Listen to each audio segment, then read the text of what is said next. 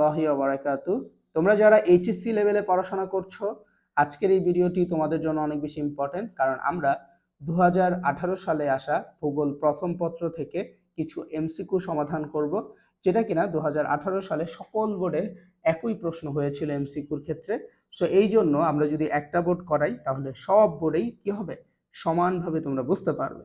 তাহলে চলো আর কথা না বাড়িয়ে আমরা শুরু করি আজকের এই ভিডিওটি। এবং এই ভিডিওটির মাধ্যমে তুমি 2018 সালে আসা এমসিকিউর সবগুলো প্রশ্নের সঠিক উত্তর জেনে যাবা, এবং কেন হলো, কিভাবে হলো, এ টু জেড তুমি জেনে গেলা। ঠিক আছে, তাহলে আমাদের 1 নম্বর প্রশ্ন, এখানে একটা উদ্দীপকের কথা বলা হয়েছে।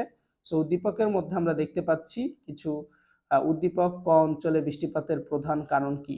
এখানে দেখো, এখানে হচ্ছে একটা উদ্দীপক, মানে একটা চিত্র দেওয়া আছে, মানচিত্র। সো ক একটা অঞ্চলের কথা বলা হয়েছে।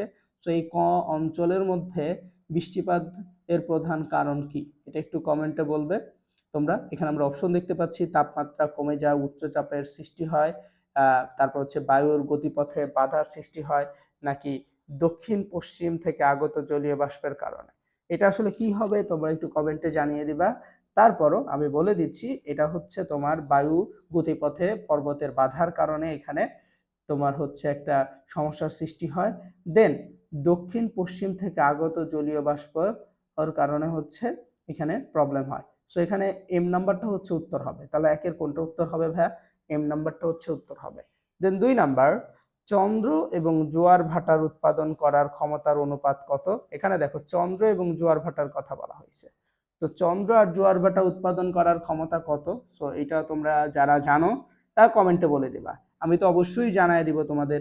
সো এটা উত্তর হচ্ছে 11:5, 11:5, অর্থাৎ এইটা 11:5, এটা হচ্ছে উত্তর। দেন আমাদের 3 নাম্বার যে প্রশ্নটা আছে, এটা যদি তোমাদেরকে একটু পড়ে শোনাই। কোন কারণে সমুদ্র স্রোতের সৃষ্টি হয়? অর্থাৎ সমুদ্র স্রোতের সৃষ্টি হওয়ার কারণ কি? পৃথিবীর আবর্তন, বায়ু প্রবাহ, নাকি উষ্ণতার তারতম্য? আসলে কোন কারণে সমুদ্র স্রোত তৈরি হয়, এটার আসল কারণটা কি হবে? অপশন এখানে 4টা আছে। সো এই 4টার মধ্যে আসলে কোনটা হবে তোমরা একটু কমেন্টে জানিয়ে দিবা, তারপরে আমি বলে দিচ্ছি। আসলে এখন উত্তরটা 3টাই হবে, কারণ সমুদ্র স্রোত বৃদ্ধি হওয়ার কারণ হচ্ছে এই 3টা। একটা পৃথিবীর আবর্তনের কারণে হয়, বায়ু প্রবাহের মাধ্যমেও হয়, এবং উষ্ণ তারতম্যতার কারণেও হয়ে থাকে। দেন আমাদের 4 নম্বরে একটা উদ্দীপক দেওয়া আছে, এবং ক চিহ্নিত স্থানে কোন ধরনের বর্ণভূমি দেখা যায়? এখানে ক যেইখানে বলা হয়েছে, সো এখানে আসলে কোন ধরনের বর্ণভূমি দেখা যায়? আমরা জানি যে এখানে বঙ্গোপসাগরের পাশে এখানে আমাদের যেই অঞ্চলটা ক, সো এটা হচ্ছে সুন্দরবনকে বোঝানো হয়। সো এখানে কোন ধরনের বর্ণভূমি দেখা যাবে? সো এটা আমরা অলরেডি বুঝে গেছি যে এখানে আমাদের যে গরাবন আছে, সো গরাবন জাতীয় যে বর্ণভূমিগুলো আছে সেগুলো দেখা যায়, অর্থাৎ গরান বন বলতে যেগুলো বোঝায় সেগুলো দেখা যায়। দেন আমাদের 5 নম্বর প্রশ্ন, সেটা হচ্ছে উদ্দীপকে ক চিহ্নিত স্থানের জীববৈচিত্র্য সংরক্ষণের প্রয়োজন। কি প্রয়োজন? একটা হচ্ছে অভ্যন্তরীণ নদী খাতে নৌ চলাচল নিয়ন্ত্রণ করা প্রয়োজন, এবং নদীর উজানে বাঁধ নির্মাণ করা প্রয়োজন, আর হচ্ছে বন্য প্রাণীর অবাধ চলাচল নিশ্চিত করা প্রয়োজন। তাহলে এখান থেকে কোনটা হবে তোমরা একটু কমেন্টে বলে দিবা।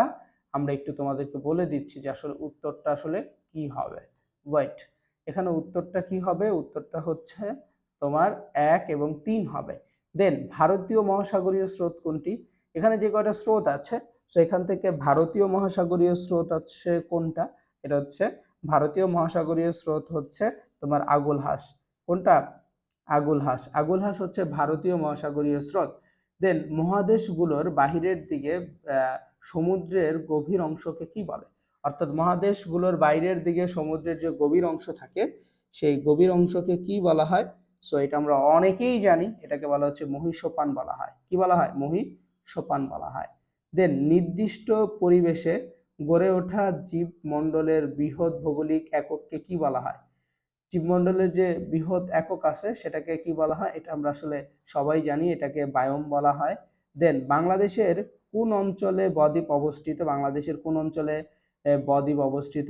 সবাই কমেন্টে বলে দিবা, যারা জানো তারা বলে দাও যে কোন অঞ্চলে অবস্থিত। বাংলাদেশের দক্ষিণ পশ্চিম অঞ্চলে হচ্ছে এই বদ্বীপটা অবস্থিত। দেন হিমালয় কোন ধরনের পর্বত? আমরা জানি যে পৃথিবীতে যত বড় বড় পর্বত আছে সবগুলোই হচ্ছে ভঙ্গিল পর্বত। সবগুলোই কি ভাই? ভঙ্গিল পর্বত। অর্থাৎ তুমি যতগুলো পর্বত দেখবে পৃথিবীর মধ্যে সবগুলো হচ্ছে ভঙ্গিল পর্বত। দেন অশ্বমণ্ডল এবং গুরুমণ্ডল বিচ্ছেদকারী তলকে কি বলে? অর্থাৎ যেই তলটা হচ্ছে তোমার অশ্বমণ্ডল আর গুরুমণ্ডল এই দুইটাকে বিচ্ছেদ করেছে তাকে কি বলে? এটা কিন্তু আমরা অলরেডি অনেকে জানি যে এটাকে আসলে কি বলা হয়, এটাকে মোহ বিযুক্তি বলা হয়। সো মোহ বিযুক্তি কাকে বলে? তুমি দেখবে যে অশ্বমণ্ডল আর গুরুমণ্ডল এই দুইটাকে যেটা বিচ্ছেদ করছে, মানে আলাদা করছে, সো এই দুইটার মাঝখানে যে অংশটাকে আছে সেটাকে কি বলা হচ্ছে? সেটাকে বলা হচ্ছে মোহ বিযুক্তি। দেন 12 নম্বর প্রশ্ন, প্রাকৃতিক ভূগোলের কোন শাখায় নদ নদীর উৎপত্তি নিয়ে আলোচনা করা হয়? এটা খুবই সহজ একটা ব্যাপার, যেখানে নদ নদীর উৎপত্তি এগুলো নিয়ে আলোচনা করা হবে। সো সেই শাখাটাকে আসলে তোমার ভূমিরূপ বিদ্যা বলবে। কি বলবে? ভূমিরূপ বিদ্যা বলবে। দেন তুমি একটা জিনিস খেয়াল করো, এখানে পার্বত্য এলাকায় নদীর পানি হঠাৎ খাড়া ঢালে নিচে পতিত হলে তাকে কি বলে? অর্থাৎ পার্বত্য অঞ্চল থেকে যদি খাড়াভাবে নিচের দিকে যদি কোনোভাবে পানি পড়ে তাহলে সেটাকে খরস্রোত বলে। কি বলে? খরস্রোত। এবং আমাদের যে 14 নম্বর প্রশ্ন, 14 নম্বর, বায়ুতে অক্সিজেনের শতকরা হার কত? এটা তোমরা অনেকেই জানো। সো যারা জানো তারা কমেন্টে বলে দাও যে আসলে কত হবে। সো এটা উত্তর হচ্ছে 21। কত? 21। দেন আমরা একটা দেখতে পাচ্ছি যে একটা সো এটা কোন ধরনের ভূমিরূপ? সো তোমরা এটা একটু জানাবা। দেখো এটা হচ্ছে দেখতে তোমার যে কি বলেন, একটা যে ঘোড়া, সো এই ঘোড়ার পায়ের মতো বোঝাচ্ছে। সো ঘোড়ার পায়ের মতো বোঝার কারণে এটা হচ্ছে তোমার অশ্ব আকৃতির। কি ভাইয়া? অশ্ব আকৃতির রথ। ঠিক আছে। দেন আমরা দেখতে পাচ্ছি যে তোমার এখানে উদ্দীপকে ক ভূমিরূপটি গঠিত হয়েছে, অর্থাৎ এই যে অশ্ব আকৃতির যে রথ এটা কিভাবে আসলে গঠিত হয়েছে? সো এটা গঠিত হয়েছে কিভাবে? সো এটা যদি আমরা একটু ভালো করে দেখি তাহলে আমরা আসলে ব্যাপারটা বুঝতে পারবো। সেটা হচ্ছে নদীর দুইটি বাঁক পরস্পরের সন্নিকটে প্রবাহিত হলে এবং নদীর বাঁকের মধ্যবর্তী অংশ ক্ষয় হয়ে, সো এই দুইটার কারণেই হচ্ছে এটা সৃষ্টি হয়েছে। তাহলে 1 নাম্বারটা আসলে উত্তর হবে। দেন আমাদের পরবর্তী প্রশ্ন, প্রশ্ন নম্বর 17। 17 হচ্ছে পৃথিবীর ভূত্বক কয়টি বৃহৎ প্লেট দ্বারা গঠিত? পৃথিবীর যে ভূত্বক আছে সেটা হচ্ছে তোমার 5টি প্লেট দ্বারা গঠিত। এটা আমরা সবাই জানি যে পৃথিবীর ভূত্বক 5টি প্লেট দ্বারা গঠিত। বাংলাদেশে কালবৈশাখী ঝড় কোন দিক থেকে আসে? খুবই ইম্পর্ট্যান্ট একটা কোশ্চেন, আর এইটা পরীক্ষা আসে, অনেকবার আসা একটা প্রশ্ন। এটা হচ্ছে বাংলাদেশের উত্তর পশ্চিম দিক থেকে হচ্ছে কালবৈশাখী ঝড় আসে।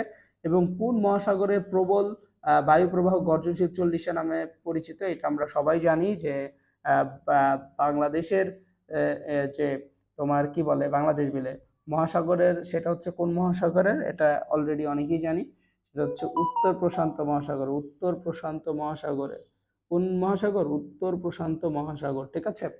দেন আমাদের 20 নাম্বার 21 নাম্বার প্রশ্নের জন্য একটা উদ্দীপক দেওয়া আছে।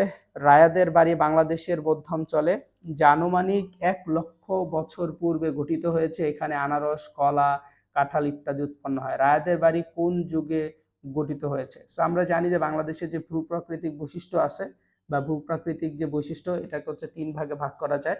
একটা হচ্ছে প্লাইস্টোসিন, একটা হচ্ছে টারশিয়ারি, আর একটা হচ্ছে তোমার সাম্প্রতিক কালের সোপান সমূহ। সো এই তিনটার মধ্যে আসলে কোনটা হবে?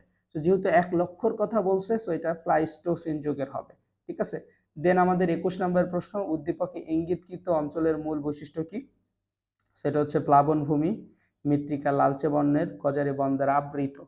সো আসলে এইটার উত্তরটা আসলে তোমার 2 এবং 3 হবে। কি হবে? 2 এবং 3 হবে। ঠিক আছে। এটার উত্তরটা হচ্ছে 2 এবং 3 হবে। এরপর আমাদের 22 নম্বর প্রশ্ন, বায়ু দূষণ প্রতিরোধে কার্যকরী হলো, বায়ু দূষণ প্রতিরোধে কার্যকরী কোনটা? বায়ু দূষণ প্রতিরোধের কার্যকরী হচ্ছে তোমার 1 এবং 3, অর্থাৎ বনায়ন কার্যক্রম জোরদার করা, আর হচ্ছে যানবাহন নির্গত যে ধোঁয়া আছে সেটা দূষিত গ্যাস নিয়ন্ত্রণ করা। দেন আমরা দেখতে পাচ্ছি এইখানে একটা বৃষ্টিপাতের কথা বলা হচ্ছে। দেখো এই বৃষ্টিপাতটা হচ্ছে একদম উপরের দিকে উঠে যাচ্ছে, উঠে গিয়ে আবার বৃষ্টিপাত হচ্ছে। সো এই বৃষ্টিপাতটাকে আসলে কি ধরনের বৃষ্টিপাত বলবে? সো এই বৃষ্টিপাতকে আসলে শৈলক্ষেপ বৃষ্টিপাত বলে, নাকি হচ্ছে তোমার পরিচলন বৃষ্টিপাত বলে, বা ঘূর্ণিপাত বলে? আমি বলি এখানে দেখো, পরিচলন বৃষ্টিপাতটা কি হয়? একদম নিচ থেকে উপরের দিকে চলে যায়, তারপরে মেঘ থেকে বৃষ্টি নামে, এটা হচ্ছে পরিচলন বৃষ্টিপাত। ঠিক আছে। এবং শৈলক্ষেপ বৃষ্টিপাত কাকে বলে? যেটা হচ্ছে পাহাড়ে হয় সেটা শৈলক্ষেপ বৃষ্টিপাত। দেন 24 নাম্বার, উদ্দীপকে বৃষ্টিপাত নিচের কোন ধরনের জলবায়ুর প্রধান কারণ? অর্থাৎ উদ্দীপকে যে বৃষ্টিপাত, পরিচলন বৃষ্টিপাত, এটা হচ্ছে তোমার নিরক্ষীয় অঞ্চলে হয়ে থাকে। নিরক্ষীয় অঞ্চলে হচ্ছে এই ধরনের বৃষ্টিপাত হয়ে থাকে।